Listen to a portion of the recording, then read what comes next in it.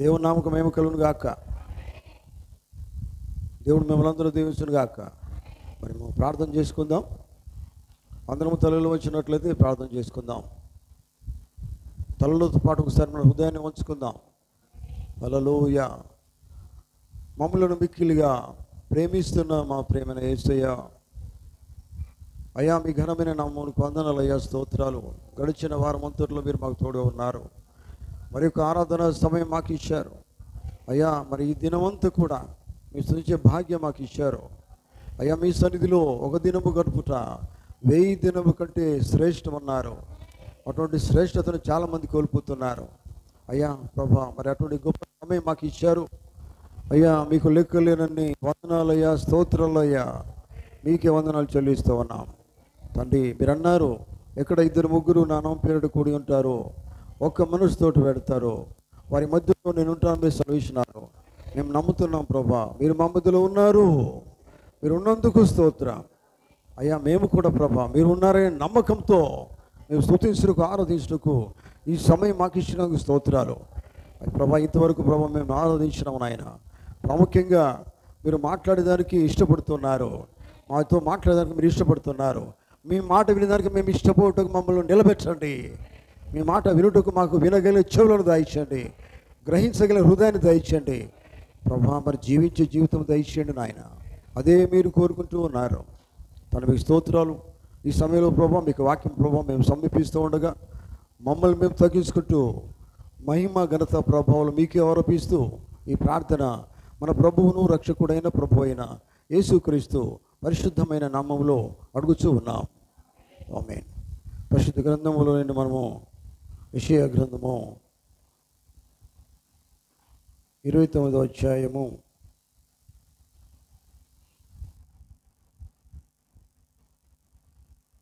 13వ వచనం చదువుకుందాం.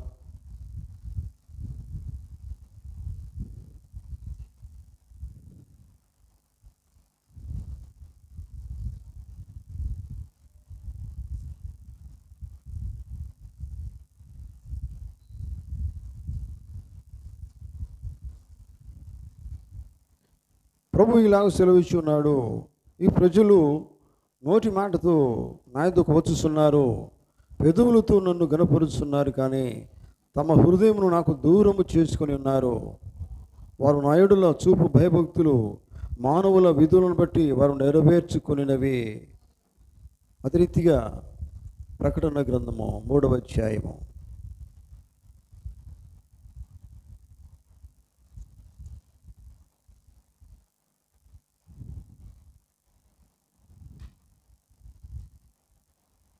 14వ వచనం నుండి కొన్ని వచనాలను చదువుకుందాం.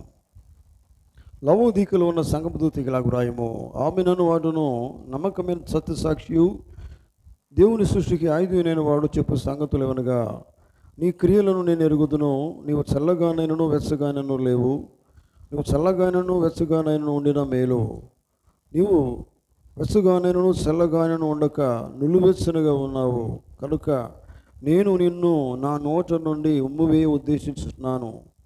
నువ్వు దౌర్భాగ్యుడవును, దిక్కుమాలిన వాడవును, దరిద్రుడవును, గుడ్డివాడవునై దిగంబుడవి ఉన్నావని ఎరుగక, నేను ధనవంతుడను, ధనవృద్ధి చేసి ఉన్నాను, నాకేమీ కొదవలేదని చెప్పుకొనిచున్నావు. నీవు ధనవృద్ధి చేసుకున్నట్లు అగ్నిలో పుటం వేయబడిన బంగారమును నీ దిశముల సిగ్గు కనబడుకున్నట్లు ధరించుకున్నట్టుకు తెల్లని వస్త్రములను నీకు దృష్టి కలుగునట్లు నీ కన్నులకు కాటుకును నా యొద్ద కొనుమని నీకు బుద్ధి చెప్పుచున్నాను. నేను ప్రేమించు వారిని అందరినీ గద్దించి శిక్షించుచున్నాను. కనుక నీవు ఆసక్తి కలిగి మారు మనసు పొందుము. 20వ వచనం చాలా జాగ్రత్తగానండి.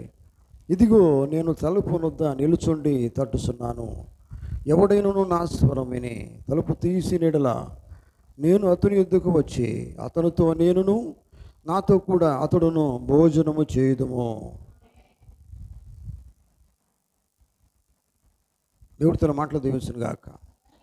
పరిశుద్ధమైన మా తండ్రి దయగల యేసయ్య, నాయన మీకు వందనాలయ్యా, స్తోత్రాలు. ఉదయకాల సమయంలో పునరుత్థాన దినములో పరిశుద్ధ దినములో ప్రభా మిమ్మల్ని ఆత్మతో సత్యముతో ఆరాధించుటకు మమ్మల్ని మీరు సమకూర్చినందుకు స్తోత్రాలు అయ్యా. మీకు వాక్యం మేము చదువుకున్నాము నాయన. వాక్యము మీరై ఉన్నారు ప్రభా. ఆదియందు వాక్యం ఉండెను, వాక్యము దేవుని యొద్ద ఉండెను, వాక్యమే దేవుడై ఉండెను. మీకు వాక్యంలో మీరు సెలవిచ్చి ఉన్నారు. నిశ్చయంగా ప్రభా మేము నమ్ముతున్నాం. మీరే వాక్యమై ఉన్నారు, మీరే మాట్లాడే దేవుడై ఉన్నారు. ఈ సమయంలో ప్రభా మీరు మాత్రమే మాట్లాడండి. ఎందుకంటే మనుషుడు రొట్టె వలన మాత్రం కాదు కానీ దేవుని నోట నుండి వచ్చే ప్రతి మాట వలన జీవించును అని మీరు సెలవిచ్చి ఉన్నారు. నిశ్చయంగా ప్రభా మీ నోటి మాటలే మాకు జీవమై ఉన్నాయి, అవే నిత్య జీవమై ఉన్నాయి, అవే మమ్మల్ని ప్రభా జీవింపచేస్తాయి నాయన, మీ కొరకు నిలబెడతాయి. మీకు స్తోత్రాలు. ఈ సమయంలో ప్రభా మీరు మాత్రమే మాట్లాడండి. అల్పుడను బలహీనను ప్రభా ఈ మాత్రం మీకు జ్ఞానం లేని వాడును మీకు సులువ సాటును మరుగు చేయండి. మీరే మీకు వాక్యం ద్వారా మాట్లాడండి తండ్రి. మీరే మా జీవితాలను సరిచేయండి నాయన. తండ్రి ఈ గడియలో మేము ఎలా జీవించాలో మీరు మాకు బోధించండి, మాకు నేర్పించండి. మమ్మల్ని వాక్యం ద్వారా స్థిరపరచండి, మమ్మల్ని మీ బిడ్డలుగా నిలబెట్టండి. మీకు స్తోత్రాలు. మీరే వాక్యం ద్వారా మాట్లాడి మహిమ ఘనత ప్రభావాలు పొందవలసిందిగా మన ప్రభువును రక్షకుడైన ప్రభు అయిన యేసుక్రీస్తు అతి పరిశుద్ధమైన నామంలో అడుగుతూ ఉన్నాం. ఆమేన్. కూర్చుందాం.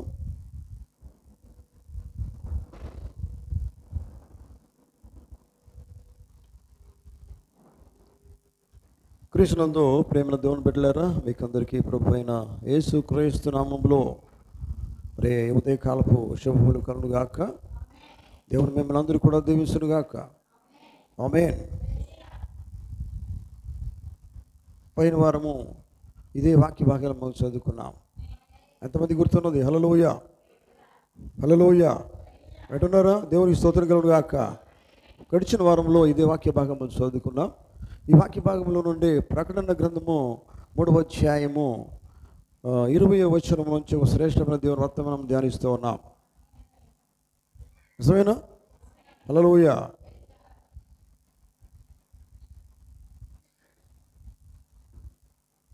ద్వారములోని ద్వారం, ద్వారములోని ద్వారములు. Praise the lord. హల్లెలూయా. నిజమేనా? దేవునికి స్తోత్రం కలుగును గాక. అది వర్తమానాన్ని మనం ధ్యానిస్తూ ఉన్నాం. ఎందుకంటే ప్రియులారా 20వ వచనము ప్రకటన గ్రంథము 3వ 20వ వచనములో ఆయన మాట్లాడుతున్నారు. ఆయన ఏమంటున్నాడు? ఒకసారి మళ్ళీ మనం చదువుకుందాం. ఆయన ఏమంటున్నాడు ఒకసారి చదువుదాం. దయచేసి చదవండి. 20వ వచనం చదువుదాం. 20వ వచనం. ఇదిగో నేను తలుపు వద్ద నిలుచుండి తట్టుచున్నాను. ఎవడైనను నా స్వరము విని తలుపు తీసినట్లా నేను అతని యొద్దకు వచ్చి అతనితో నేనును నాతో కూడా అతడును భోజనము చేయుదము. ఆమేన్. ఈ విషయాలన్నీ కూడా కొంతవరకు మనం ధ్యానించాం. దేవుని స్తోత్రం. ఎందుకంటే ఆయన తలుపు దూరికి వచ్చాడు, తడుతూ ఉన్నాడు. తలుపు తట్టిన తర్వాత తలుపు తీయమన్నాడు. నిజమేనా? అర్థమవుతుందా? ఎందుకంటే తలుపు తీస్తేనే కదా మనకు ఏ విషయమైనా తెలుస్తుందని విషయాలు ఇంతకుముందు మనం విన్నాం. దేవునికి స్తోత్రం. ఎవరైనా ఏ సమాచారం తీసుకొస్తున్నారంటే మనకు తెలుసుకోవాలంటే ఏం చేస్తామంటే మామూలుగా తలుపు తీస్తాం, వచ్చిన ఆ విషయాలు మనకు చెప్తారు. నిజమేనా? కానీ మానవుడు చెప్పే సంగతులు వేరిక్కడ. ఎట్టున్నారా? మానవులు చాలామంది గొప్పవాళ్ళు కావచ్చు, మన ఫ్రెండ్స్ కావచ్చు, తెలిసిన వాళ్ళు కావచ్చు, మన దగ్గరకు వచ్చినప్పుడు అనేకమైన విషయాలు మనకు చెప్తారు. చాలా విషయాలు మనకు తెలియజేస్తారు. నిజమేనా? కానీ ఇక్కడ ప్రభువు యేసుక్రీస్తు వారు అంటే దేవుడు, సృష్టికర్త అయినటువంటి దేవుడు ఆయన మాట్లాడుతున్నాడు. చివరి సంఘకాలంతో ఆయన మాట్లాడుతున్నాడు. దేవుని స్తోత్రం. హల్లెలూయా. చివరి సంఘకాలంలో సంఘం కాదు, సంఘములో నుంచి బయటకు తీయబడిన వధువు కూడా ఉంది. దేవుని స్తోత్రం. దేవునికి కావలసింది వధువే కావాలా? హల్లెలూయా. చివరి లౌకిక సంఘకాలం ఏం చేసిందంటే చూడండి, ఆ సంఘంలో పరిస్థితి ఎట్లా ఉన్నది, ప్రజలు ఎట్లా ఉన్నారండి? మనం ఇప్పుడు చూద్దాం. 15వ వచనంలో ఆయన ఏం మాట్లాడుతున్నాడు? నీ క్రియలను నేను ఎరుగుదును, నీవు చల్లగానైనను వెచ్చగానైనను లేవు. నీవు చల్లగానైనను వెచ్చగానైనను ఉండెను మేలు. నీవు వెచ్చగానైనను చల్లగానైనను ఉండక నులివెచ్చనిగా ఉన్నావు. కనుక నేను నిన్ను నా నోట నుండి ఉమ్మివేయ ఉద్దేశించుచున్నాను. అని ఈ సంఘంలో ఉన్న వారి కోసం మాట్లాడుతున్నాడు ఆయన. మనం ఈ స్థితిలో ఉండొద్దు కదా కదా, నిజమేనా? ఈ చల్లగా నులివెచ్చని స్థితి అనేది మనకు రావద్దు. క్లియర్గా దేవుడు మాట్లాడుతున్నాడు. నులివెచ్చగంటే మనకు తెలుసు, నులివెచ్చగంటే ఏంటిది? 2 రకాల జీవితం కదా. మనం వినుకుంటే పోతూనే ఉంటాం, జీవించడమే 2 రకాలు. అందుకని ఆయన ఏమన్నాడు యెషయా గ్రంథంలో? ఈ ప్రజలు, ఆయన ఏమన్నాడండి? ప్రభు ఇలాగ సెలవిస్తూ ఉన్నాడు. ఏమన్నాడు ఆయన? ప్రభు ఇలాగ సెలవిస్తూ ఉన్నాడు, ఈ ప్రజలు నోటి మాటతో నా ఎద్దకు వస్తున్నారు. ఎందుకండి? ఇటు చూడండి, నోటి మాటతో కాదు దేవుని దగ్గరికి వచ్చేది. ఎలా రావాలండి? బైబిల్ చెప్తున్నది. నిజమేనా? ఈ ప్రజలు నోటి మాటతో నా దగ్గరికి వస్తున్నారు, పెదవులతో నన్ను ఘనపరుస్తున్నారు, కానీ తమ హృదయమును నాకు దూరము చేసుకొని ఉన్నారు. ఎంత దేవుడు క్లియర్గా మాట్లాడుతున్నాడండి.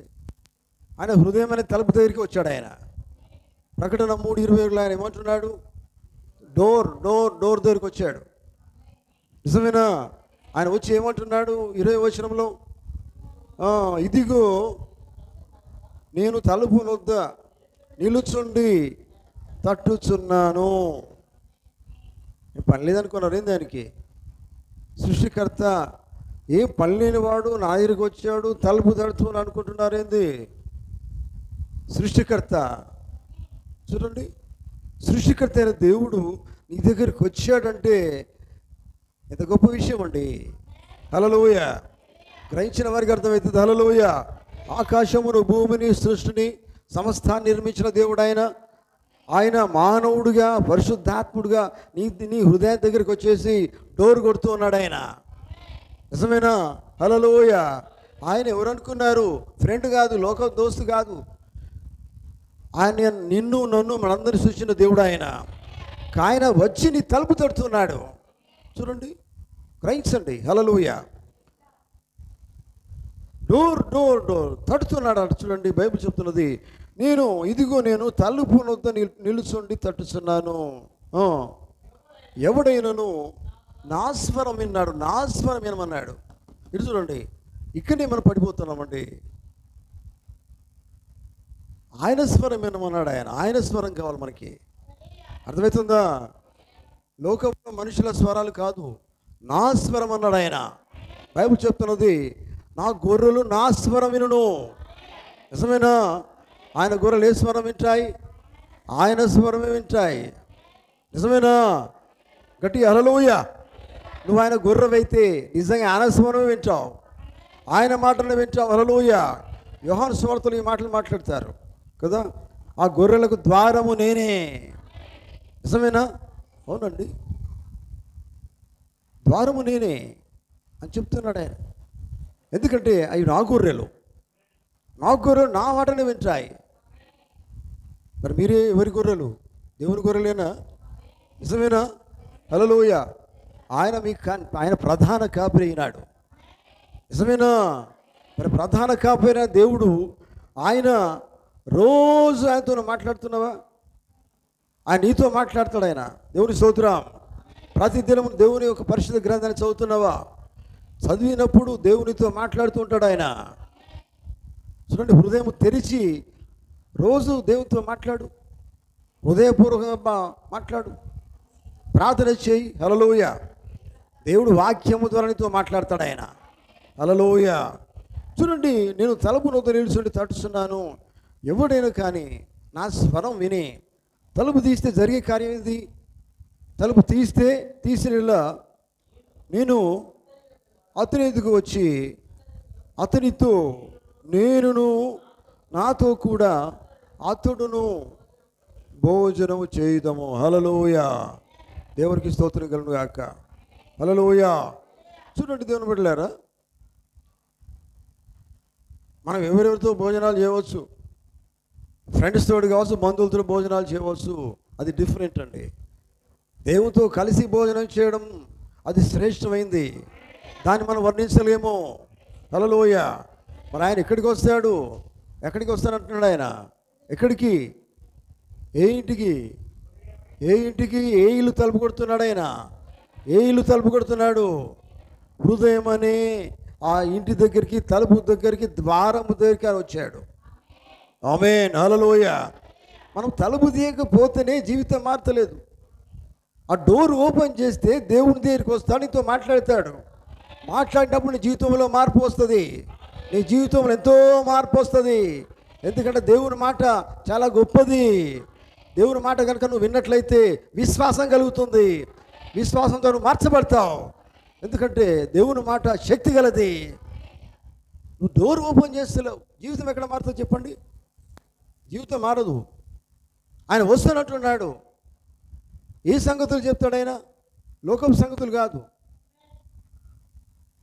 నీకు మంచి మంచి సంగతులు, లోక సంగతులు చాలా చెప్తాను అంటే వెంటనే తలుపు తీస్తావు కావచ్చు కదా, నిజమేనా?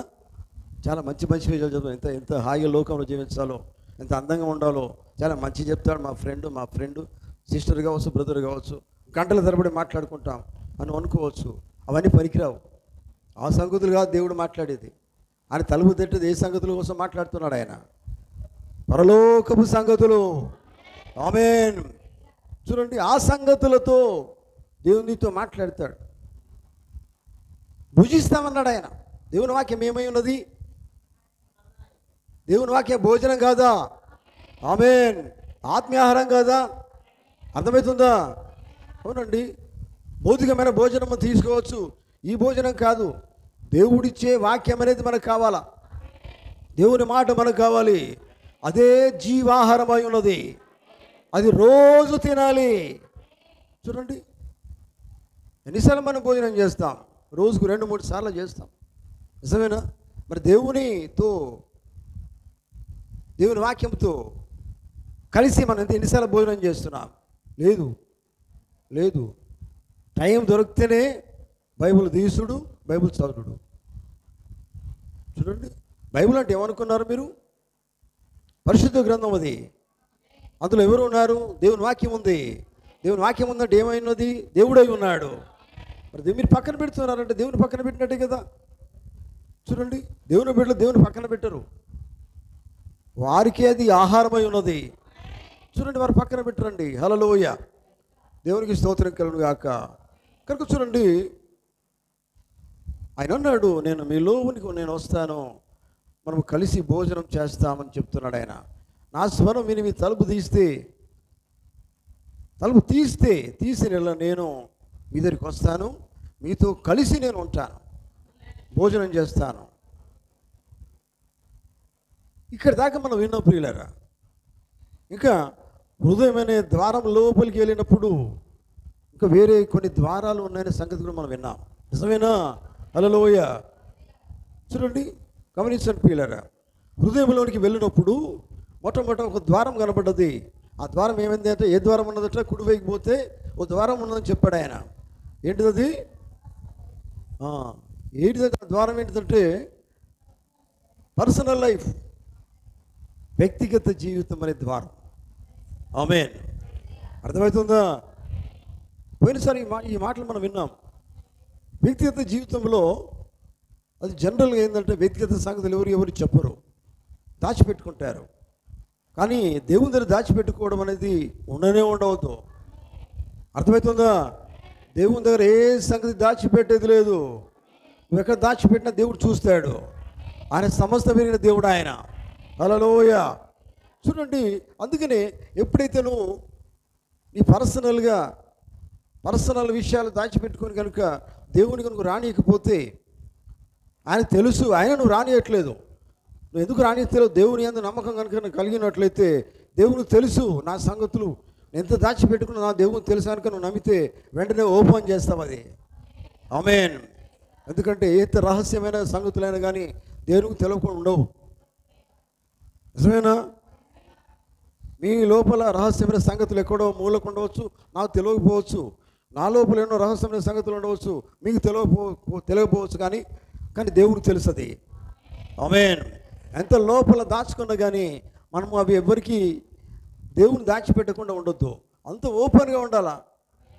మీ జీవితమే ఏమై ఉండాలి? మన హృదయమే ఓపెన్ బుక్ అయి ఉండాలా. అందుకని బైబిల్ ఏం చెప్తున్నది? మీరేమై ఉన్నారు? మీరు వ్రాయబడిన పత్రికలై ఉన్నారు. హల్లెలూయా. మిమ్మల్ని బట్టి అందరూ చదువుకోవాలా, మీ జీవితాన్ని చదువుకోవాలా. అర్థమైందా? హల్లెలూయా. దేవుని బిడ్డలారా గమనించండి. అయితే పర్సనల్ లైఫ్లో ఈ గది, ఈ డోర్ ఎప్పుడైతే నువ్వు ఓపెన్ చేయవో, ఆయన లోపలికి రాకపోతే నువ్వు చల్లగా వెచ్చగా నులివెచ్చగా జీవితం ఉంటుంది. నులివెచ్చగానే ఉంటావు, లోపలికి రానిత్తలేవు. పైకి అయితే భక్తి కలిగి ఉన్నావు. బైబిల్ ఏం చెప్తున్నది? పైకి భక్తి గల వారి వలె మీరు ఉండొద్దని చెప్పాడు ఆయన. ఈ చివరి దిన ఎట్లా ఉంటారట వాళ్ళు? పైకి భక్తి కలిగి శక్తి లేకుండా జీవిస్తారు కదా. అర్థమైందా? భక్తి బాగానే ఉండవచ్చు, కానీ దానికంటే గొప్పది శక్తి. భక్తి ఉండాలా, దాంతోపాటు దేవుని శక్తి రావాలా, అంటే దేవుని వాక్యం ఉండాలా. హల్లెలూయా. దేవుని వాక్యం లేకపోతే ఎంత భక్తి రాబోయిందండి. మీకు తెలుసా? వేరే వేరే సంఘాల్లో శాఖలలో మంచి మంచి మనకంటే గొప్ప భక్తులు ఉంటారు. వాళ్ళు ఏడుస్తారు, కన్నీళ్లు గారుస్తూ ఉంటాయి. మీరు చూసిండ్రో లేదు? నేను హెబ్రోన్ చర్చికి వెళ్ళినప్పుడు నేను తిరిగాను అన్ని చర్చిలలో. నేను కూడా కింద కూర్చునే వాళ్ళు గొలుసు ప్రార్థన చేసేదాన్ని. ఆ ప్రార్థన చేస్తే చాలా మంచి అనిపించేది. గొలుసు ఏడుచుకుంటారు, ప్రార్థన చేస్తారండి. కూర్చుంటారు, అందరు కిందనే కూర్చుంటారు, గొలుసు ప్రార్థన చేస్తారు. కానీ ఎంత భక్తి తెలుసా? చాలా భక్తి. కానీ ఎంత భక్తి ఉంటే లాభం ఏంది? నిజమైన వాక్యం లేదు అక్కడ. అర్థం కాలేదా? హల్లెలూయా. నిజమైన వాక్యం లేదు. చాలా భక్తి పరులు వాళ్ళు. సిలోన్ పెంతెకోస్తు నేను కూడా వెళ్ళాను.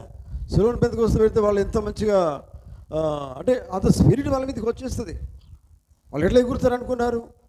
చాలా డాన్స్ చేసినట్టు ఎగురుతారు, పాట పాడితే ఎగురుతారు, పాట పాడినప్పుడు ఎగురుతారు. అదేం భక్తి?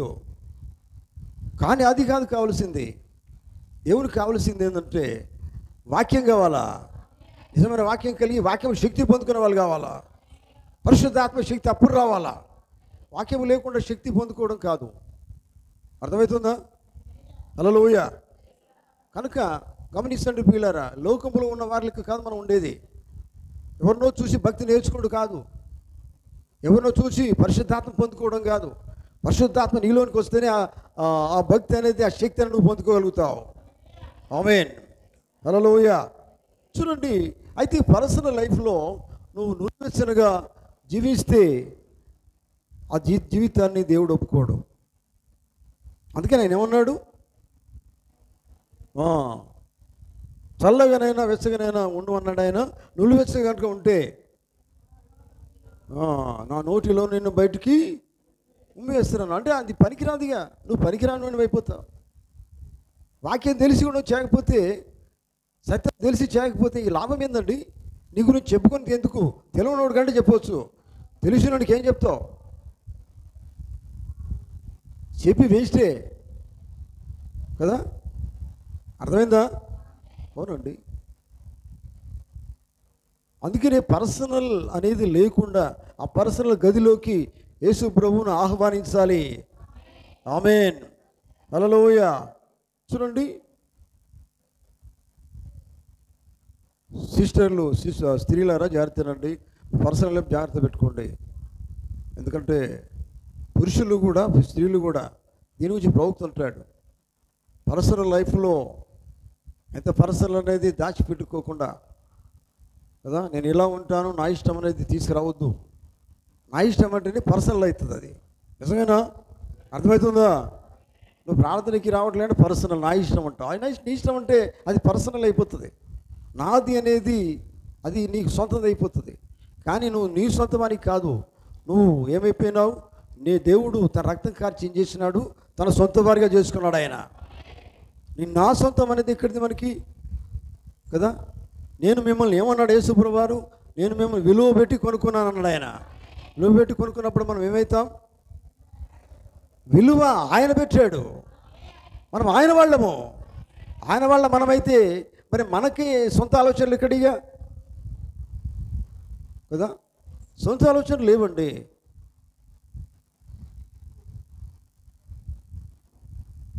ఆత్మ కలిగిన వాడు ఆత్మ విషయం మీద మనసు పెడతాడు అన్నాడు బైబిల్ చెప్తూ ఉన్నది. హల్లెలూయా. ఆత్మ ఎప్పుడు కలిగి ఉంటావు? ఎప్పుడు కలిగి ఉంటావు? పర్సనల్ లైఫ్లో నీ ఇష్టం కాదు, దేవునికి ఇచ్చేస్తేనే ఆత్మ కలిగి ఉంటావు. ఆమేన్. ఆత్మ విషయముల మీద మనసు పెడతావు, దేవుడు చెప్పింది నువ్వు చేస్తావు. హల్లెలూయా, దేవునికి స్తోత్రం కలుగును గాక. అందుకనే ఆత్మ విషయముల మీద మనసు పెట్టిన వాడు లోకము వైపు చూడడు. దేవుని స్తోత్రం కలుగును గాక. అర్థమవుతుందా? ఆత్మ విషయముల మీద మనసు పెట్టిన వాడు లోకం వైపు చూడడు, లోకం చెప్పినట్టుగా చేయడు. హల్లెలూయా. చూడండి దేవుని బిడ్డలారా, గమనిస్తున్నారా? మీరు ఎటు చూస్తున్నారు? మీ పర్సనల్ అనుకుంటే వేరే దిక్కు చూస్తారు. అది చూడకండి, అది చేయకండి. ఎందుకంటే దేవుడు నిన్ను విలువ పెట్టి కొనుక్కున్నాడు. నువ్వు ఆయనకు సంబంధించిన వాడివి, ఆయనకు సంబంధించిన దానివి. నీ ఇష్టం కాదు, దేవుని ఇష్టమే జరుగును గాక అన్నట్టుగా జీవించాల.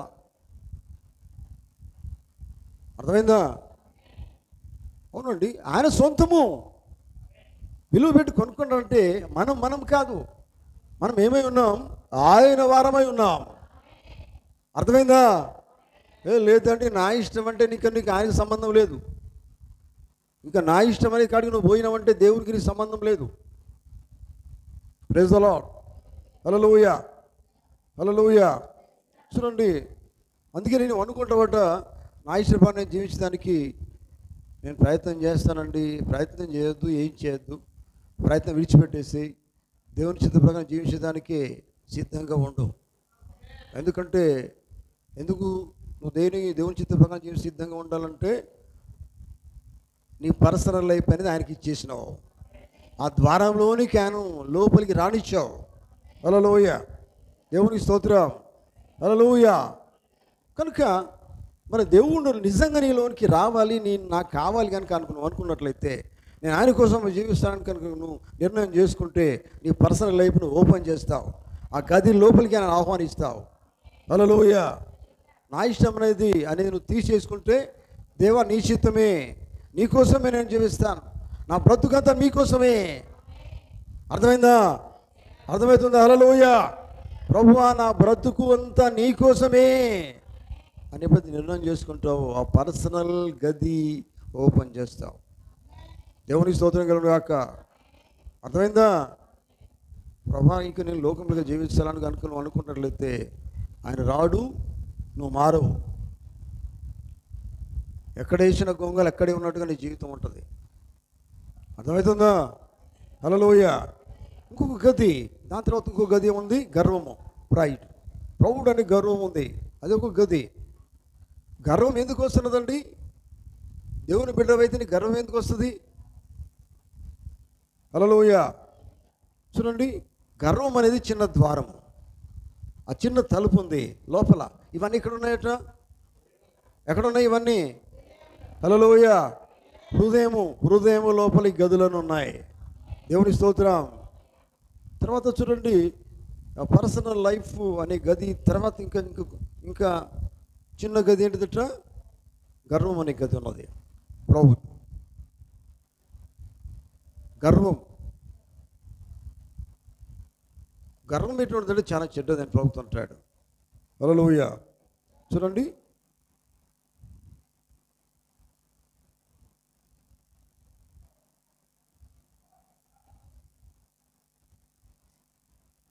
అసలు అది మనం కలిగి ఉండవద్దు. దేవుని పిల్లలకి గర్వం అనేది ఉండవద్దు. అది బ్యాడ్, చెడ్డది మనకు అవసరం లేదు. మన దేవుడు మంచివాడు. Praise the lord. హల్లెలూయా. ఆయన ఏ లక్షణం అయితే కలిగి ఉన్నాడో అదే లక్షణం మనం కలిగి ఉండాలి. ఈ గర్వం ఎప్పుడు పోతాడో తెలుసా? ఆ గదిలోనికి యేసు ప్రభువును ఆహ్వానిస్తే నీ గర్వాన్ని ఆయన తీసేస్తాడు ఆయన. ఆమేన్ చెప్తారా? హల్లెలూయా. నీ గర్వపడే దేనికోసం గర్వపడాలంటే దేవుని బిడ్డగా గర్వపడాలి. దేవుని కోసం జీవిస్తానని చెప్పుకుందానికి గర్వపడాలి. ఒక సాక్షిగా జీవించినప్పుడు గర్వపడాలి. బ్రతుకుడు నీ కోసమే అన్నప్పుడు గర్వపడాలి. నా దేవుడే ఆయన నిజమైన దేవుడు అన్నప్పుడు గర్వపడాలి. అటువంటి గర్వం కావాలి. అంతేగాని లోకమంతా నాది అని గర్వం, లోకంలో ఎత్తుకుపోలేవు. సరేనా? హల్లెలూయా. చూడండి, దేవుని బిడ్డలారా గమనించండి. ఎందుకంటే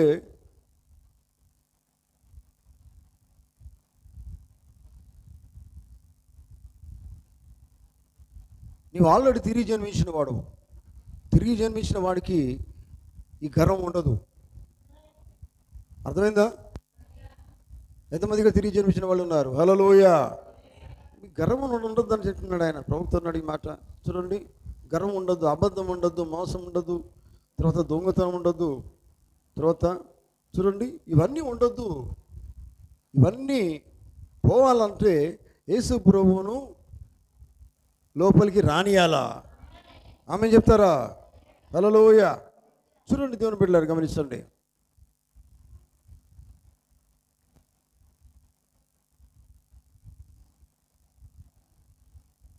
తర్వాత ద్వారం ఏంటంటే ఇంకో డోర్, ఫెయిత్. ఫెయిత్ అంటే మనకు తెలుసు. ఫెయిత్ అంటే ఏంటిది? విశ్వాసము. దేవుని స్తోత్రం కలుగును గాక. హల్లెలూయా. చూడండి దేవుని బిడ్డలారా, ఫెయిత్ అంటే మనకు పరిశుద్ధ గ్రంథంలో హెబ్రీయులకు రాసిన పత్రిక 11వ అధ్యాయంలో మనం చూడగలుగుతాం. అదంతా మీరు కనుక గమనించినట్లయితే విశ్వాసమును బట్టి అనేది మనకు కనబడుతుంది. నిజమేనా? హల్లెలూయా. అవునండి. విశ్వాసం అంటే ఏంటిదండి? విశ్వాసం అనేది నిరీక్షణ కలిగింది కదా. ఇప్పుడు వాక్యము వింటనే కదా విశ్వాసం కలుగుతుంది. హల్లెలూయా. చూడండి, గమనించండి. ఎందుకంటే దేవుడు కావలసింది ఏంటంటే విశ్వాసము కలిగిన వారే కావాలా. అంటే విశ్వాస ద్వారం అనేది ఎప్పటికీ ఓపెన్గా ఉండాలా. వాక్యము పొందుకుంటూ ఉండాలా. అంటే దేవుణ్ణి ఎప్పటికీ పొందుకుంటూ ఉండాలి. ఆమేన్. అవిశ్వాసం కాదు, విశ్వాసం. విశ్వాసము దూరం చూస్తుంది, విశ్వాసము సిద్ధపరుస్తుంది. ఆమేన్. గమనించండి దేవుని బిడ్డలారా, నీ విశ్వాసము ఎలా ఉండాలంటే మనుషుల మీద ఆధారపడకుండా ఉండాలి కదా. ఇప్పుడు మనము ఇదే హెబ్రీయులకు రాసిన పత్రిక 11వ అధ్యాయంలో గమనించినట్లయితే అక్కడ భక్తులు ఉన్నారు, ప్రవక్తలు ఉన్నారు, దేవుని బిడ్డలు ఉన్నారు. వారు ఎవరి మీద ఆధారపడి జీవించారు? విశ్వాసము మీద ఆధారపడి జీవించారు. విశ్వాసమును బట్టి నోవహు, విశ్వాసమును బట్టి అబ్రహాం. నిజమేనా? హల్లెలూయా. అందరూ విశ్వాసమును బట్టే జీవించారు. విశ్వాసం అనేది నిరీక్షించబడి వాటి యొక్క నిజస్వరూపము, లేనివి ఉన్నవంటకు రుజువై ఉన్నది. అటువంటి విశ్వాసం అనే ద్వారము మూసి ఉండొద్దు, అది ఓపెన్ చేయాలి. దేవుని స్తోత్రం. అందులో ఎవరు ఉండాలి? యేసు ప్రభువును ఆహ్వానించాలి. ఎందుకంటే యేసు ప్రభువే వాక్యమై ఉన్నాడు. వాక్యం అంటే ఏంటిది? వాక్యం వింటాంటేనే మనకు విశ్వాసం ఏమవుతుంది? రోజు రోజు ఎదుగుతూ ఉంటుంది, పెరుగుతూ ఉంటుంది. హల్లెలూయా. దేవునికి స్తోత్రం. దేవుని బిడ్డలారా, అర్థమవుతుందా? విశ్వాసిగా నువ్వు జీవించాలంటే విశ్వాసము ద్వారా దేవుని వాక్యాన్ని రోజు నీ విశ్వాసం బలపడాలి. విశ్వాసం అనేది స్థిరమైన విశ్వాసం ఉండాలి. Praise the lord. అబ్రహాము దేవుడు ఇచ్చిన వాగ్దానం ప్రకారంగా రోజు రోజు విశ్వాసంలో బలహీనపడలే, రోజు రోజు బలం పొందుకున్నాడు ఆయన. హల్లెలూయా. విశ్వాసంతో రోజు ఆయన నిరీక్షణ కలిగి ఉన్నాడు. విశ్వాసం నిరీక్షణ తీసుకొని వస్తుంది, విశ్వాసం ఎదురు చూపును తీసుకొని వస్తుంది. విశ్వాసం స్థిరమైంది కావాలా. హల్లెలూయా. విశ్వాసం దేవుని కోసం నిలబెడుతుంది. అటువంటి విశ్వాసం అనే ద్వారములో దేవుడు ఉండాలి కనుక దాన్ని ఎప్పుడు కూడా ఏం చేయాలి? ఓపెన్గానే ఉంచాలి. వాక్యం ఎప్పటికీ స్వీకరిస్తూనే ఉండాలా. దేవునికి స్తోత్రం. చూడండి దేవుని బిడ్డలారా, బుద్ధిగల కన్యకలు వారి సిద్ధులలో ఏం కలిగి ఉన్నారు? ఏం కలిగి ఉన్నారు? నూనె కలిగి ఉన్నారు. నిజమైన పరిశుద్ధాత్మ కలిగి ఉన్నారు. పరిశుద్ధాత్మ దేవుని వాక్యానికి సాదృశ్యమైనది కనుక వారు ఎప్పటికీ నిండుగానే ఆ సిద్ధ పెట్టుకున్నారు, నింపుకున్నాడు కదా. అర్థమైందా మీకు? అంటే అర్థమైంది, నీ హృదయం అనేది ఎప్పటికీ ఏం కావాలా? లోపల విశ్వాసం అనేది స్థిరమైందిగా ఉండాలా. విశ్వాసం దేన్ని తీసుకుంటుందంటే వాక్యాలే తీసుకుంటుంది. విశ్వాసం అనేది లోకం తీసుకోదు, అది అవిశ్వాసం. అది కానీ విశ్వాసం దేవుని వాక్యాన్ని తీసుకుంటుంది. దేవుని వాక్యం కోసం నిలబడుతుంది. స్థిరమైందండి. ఒక విశ్వాసిగా లోకంలో జీవించినంత కాలంలో జీవించాలంటే, దేవుని కోసం నిలబడాలంటే విశ్వాసం అనేది నిలకడగా ఉండాలా, స్థిరమైంది ఉండాలా. ఆమేన్. హల్లెలూయా. చూడండి దేవుని బిడ్డలారా, గమనిస్తున్నారా? కనుక విశ్వాసం అనే ద్వారాన్ని ఎప్పుడు కూడా ఓపెన్గా ఉంచాలా, అంటే ఆయనకి ఇచ్చేసేయాలి అంతే. అబ్రహాము దేవుని నమ్మినని బైబిల్లో ఉంది, నిజమేనా? హల్లెలూయా. అబ్రహాము దేవుని నమ్మెను. హల్లెలూయా. అవునండి, నమ్మినటువంటి విశ్వాసం కదా. దేవుని వాగ్దానం నమ్మాడు. బైబిల్ చెప్తున్నది విశ్వాసము వాగ్దానము కొరకు నిలబెడుతుంది. వాగ్దానం పొందుకున్న దానికి ఎదురు చూపునిస్తుంది. ఆమేన్. హల్లెలూయా. చూడండి దేవుని బిడ్డలారా, అందుకనే మన విశ్వాసం ఏంటంటే, మీ విశ్వాసం ఏమైనది? మీరు ప్రార్థనకు వస్తున్నారు, వచ్చి ఏం పొందుకుంటున్నారు, ఏం కలిగి ఉంటున్నారు, ఏం కలిగి ఉండాలని ఆశపడుతున్నారు, ఎక్కడికి వెళ్ళాలని ఆశపడుతున్నారు, ఉద్దేశం ఏంటిది, మీ గోల్ ఏంది? అన్నిటికీ మూలం విశ్వాసమే. ఆమేన్. మన విశ్వాసం ఏమైనది? దేవునితో నిత్యము జీవించాలి. హల్లెలూయా. ఈ లోకంతోగా జీవించే దేవునితో జీవించాలి. దేవుడు ఉన్నాడని నమ్ముతుంది విశ్వాసము. పరలోక రాజ్యం ఉన్నదని నమ్ముతుంది. నిజమేనా? దేవునితో ఎల్లకాలం నేను జీవిస్తాను అనేది తీసుకుని వస్తుంది విశ్వాసం. ఆమేన్. హల్లెలూయా. చూడండి దేవుని బిడ్డలారా, గమనిస్తున్నారా? అందుకనే బైబిల్ చెప్తున్నది విశ్వాసం లేకుండా దేవునికి ఇష్టలుగా ఉండడము అసాధ్యము. ఆమేన్. ఏ కోణములకు నువ్వు దేవుని దగ్గరికి వెళ్ళినా లాభం లేదండి. ఎట్లా పోయినా విశ్వాసం లేక ఎట్లా పోయినా వేస్టే. బైబిల్ చెప్తున్నది విశ్వాసం లేకుండా నువ్వు దేవునికి ఇష్టంగా జీవించలేవు, దేవునికి ఇష్టంగా ప్రవర్తించలేవు, దేవునికి ఇష్టంగా మాట్లాడలేవు, దేవునికి ఇష్టంగా నడవలేవు, దేవుని కోసం నిలబడలేవు, దేవుని కోసం సాక్షి నిలబడలేవు. గమనించండి పిల్లరా, విశ్వాసం అనేది అది స్థిరమైంది ఉండాలా. అది దేవుని కోసం నిలబడే విశ్వాసమై ఉండాలి. అవసరమైనప్పుడే నిలబడడం అనేది విశ్వాసం కాదు. నువ్వు అనుకున్న జరిగినా జరగకపోయినా విశ్వాసం మాత్రం స్థిరంగా ఉండాలి. దేవుని స్తోత్రం చెప్తామా? హల్లెలూయా. కొంతమంది ఏం చేస్తారంటే అవసరాన్ని బట్టి దేవుని నమ్మినట్టుగా యాక్షన్ చేస్తారు. అది నిజమైన విశ్వాసం కాదు. నేను దేవుని నమ్ముతున్నావు, దేవుని చిత్తమైతే ఆయన ఇస్తాడు, ఆయన ఇవ్వకపోయినా పర్వాలేదు, ఆయన దేవుడే నమ్మకం నీకు ఉండాలా. ఆయన చిత్తం మీద నువ్వు ఆధారపడి ఉండాలా. అర్థమవుతుందా? అవునండి, అది నిజమైన విశ్వాసం. ఏదైనా ఇచ్చినా ఇవ్వకపోయినా ఆయన మాత్రము నా దేవుడే అనే నమ్మకం కలిగి ఉండాలా. అటు నమ్మకంతో సాగిపో. ఆయన చిత్తమైతే ప్రతి దేవునికి ఇస్తాడు. హల్లెలూయా. చూడండి దేవుని బిడ్డలారా, గమనించండి. కనుక విశ్వాసం అనే ద్వారము అని నువ్వు ఏం చేయాలి? ఎప్పుడు కూడా అది ఓపెన్గా ఉంటుంది. యేసు ప్రభువు వారు ఎప్పుడు అందులో ఉండాలా. లోపల ఉండే విశ్వాసం రోజు స్థిరంగానే ఉంటావు. ఎవరేం చెప్పినా ఎవరి మాట నువ్వు వినవు కదా. దేవుడు ఏమి చెప్తున్నాడో ఆయన మాట ప్రకారం మాత్రమే జీవిస్తావు. హల్లెలూయా. దేవునికి స్తోత్రం కలుగును గాక. కనుక ప్రేమను దేవుని బిడ్డలారా, అర్థమైంది కదా. నువ్వు దేవునికి ఇష్టంగా జీవించాలంటే ఏం కావాలా? 100 చెప్పాలా? దేవునికి ఇష్టంగా జీవించాలంటే ఏం కలిగి ఉండాలి? విశ్వాసం కలిగి ఉండాలా. హల్లెలూయా. విశ్వాసం అనేది ఏం చేస్తుంది?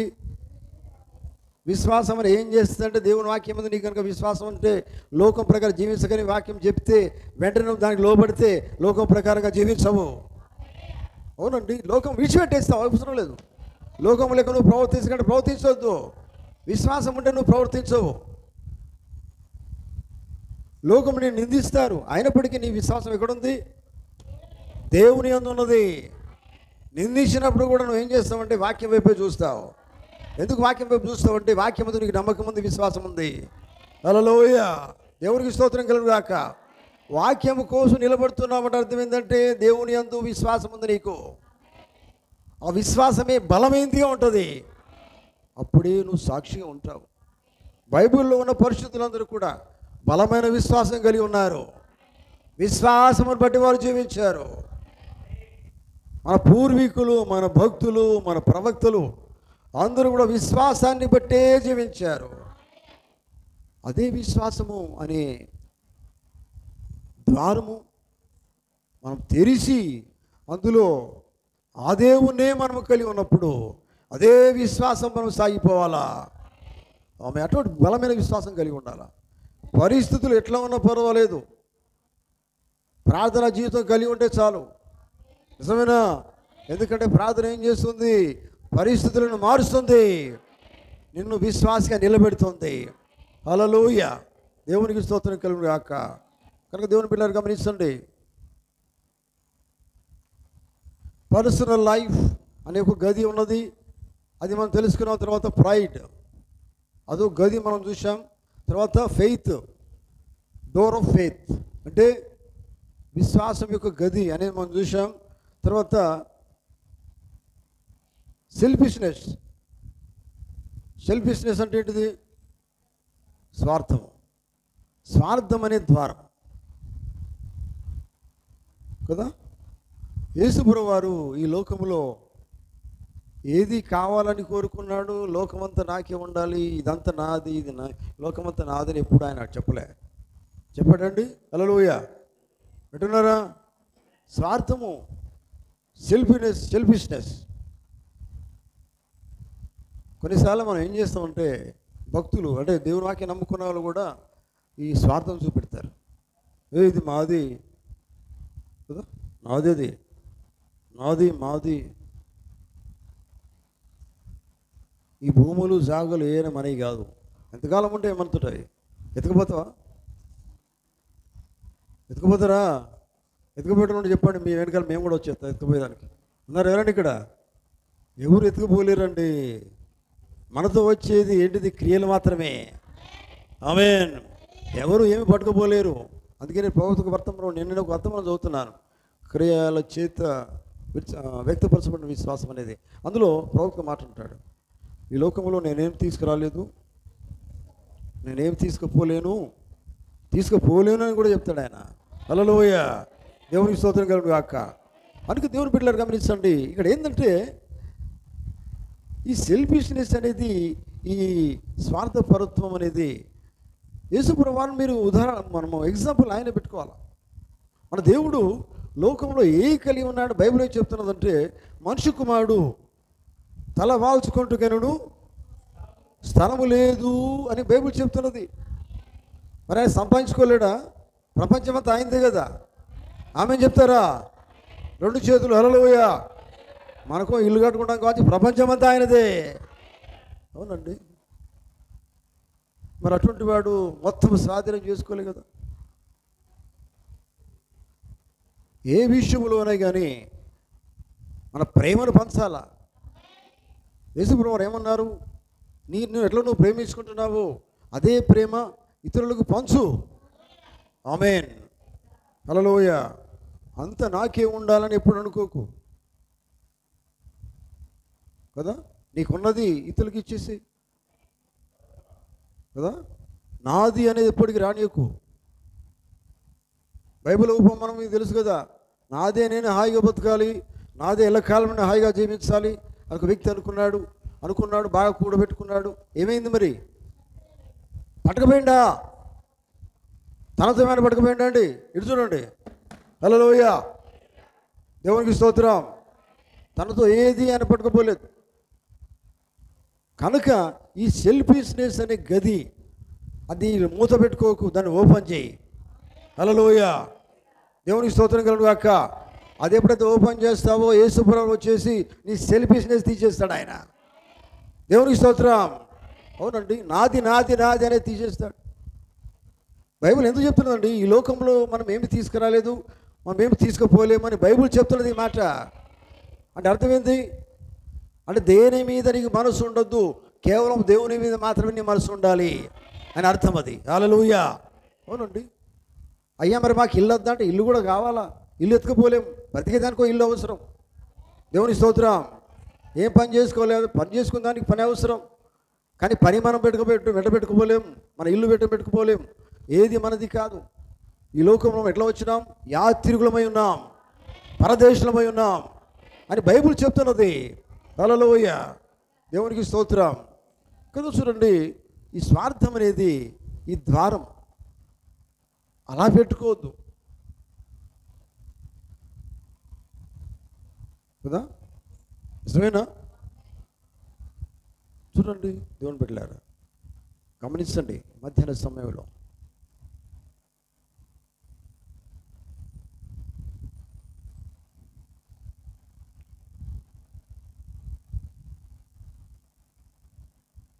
డోర్ ఆఫ్ మాలిష్, ఇంకొక ద్వారం ఉంది.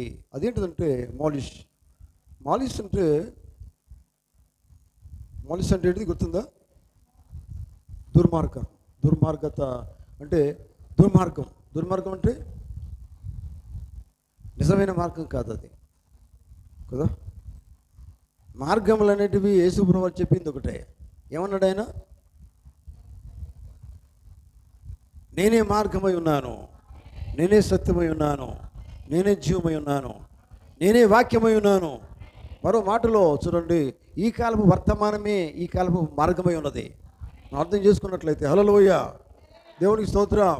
అయితే మన మార్గం ఏంటిది మరి? ఈ కాలపు వర్తమానమే, అదే దేవుని వాక్యమై ఉన్నది. హల్లెలూయా. దుర్మార్గత అంటే చూడండి, దుర్మార్గులు అంటే వాళ్ళు ఎటువంటి వాళ్ళండి? వాళ్ళు ఏం మాట్లాడతారో తెలియదు కదా. మూర్ఖులు అవుతారు, లేకపోతే ఏమో మాట్లాడతారు, వాళ్ళ ప్రవర్తనలు వేరుగా ఉంటాయి. కానీ మన ప్రవర్తన అట్లా ఉండదు. ఎందుకు అట్లా ఉండదంటే మన లోపల యేసుక్రీస్తున్నారు. మెయిన్ డోర్ ఓపెన్ చేసినాం, లోపలికి వచ్చాడు ఆయన. హాల్లో ఆయన ఉంచకుండా మనం ఏం చేస్తున్నాం? లోపల ఏ గదులు ఉన్నాయో గదులన్నీ చూపెడుతున్నాం ఆయనకి. హల్లెలూయా. అర్థమవుతుందా? రెండు చేతులు హల్లెలూయా.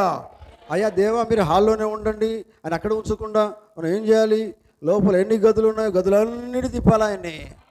ప్రవక్త అంటాడు, నీ భవనం చుట్టూ తిప్పమన్నాడు ఆయన, నీ గదులన్నిట్లో ఆయన తిప్పమన్నాడు ఆయన. దేవుని ఏం చేయాలంటే మన గదులన్నిట్లో తిప్పాలి, గదులో ఏముందో చూపెట్టాలి, ఆయన కృష్ణంగా అంతా తీసేయాలి. అర్థమవుతుందా? మరి ఈ మౌలిస్ అని డోర్, ఈ దుర్మార్గత అనేది, లేకపోతే పనికిరాని డోర్, పనికిరాని ఆలోచనలు కొన్ని ఉన్నాయనుకోండి, లాగా ఆలోచనలు కదా, అటువంటివి ఉంటే ఏం చేయాలి? డోర్ ఓపెన్ చేస్తే వచ్చిన తర్వాత యేసుప్రభువు వారు వస్తే అవన్నీ తీసేస్తాడు ఆయన. ఆమేన్. యేసుప్రభువు వారు ఏమన్నారు? నీ శత్రువులను ప్రేమించమన్నాడు ఆయన. హల్లెలూయా. చూడండి, అంటే ప్రేమ అనేది రావాలా. అర్థమవుతుందా? ప్రేమ అనేది దేవుడు మనకి ఇస్తాడు, మనం పొందుకోవాలా. దేవునికి స్తోత్రం కలుగును గాక. ప్రేమ అనేది మనం దేవుడి నుంచి పొందుకోవాలా. కనుక ఈ గది మనం ఏం చేయాలంటే ఓపెన్ చేయాలి. అర్థమవుతుందా? దీంతో కనెక్షన్ ఉందంటే ఏమన్నా తెలుసా? పర్సనల్ లైఫ్ కూడా కనెక్షన్ ఉంది.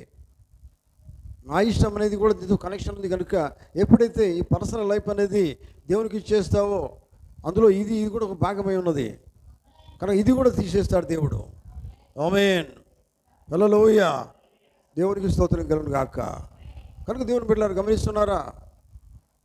డోర్ ఆఫ్ జెలసీ అంటే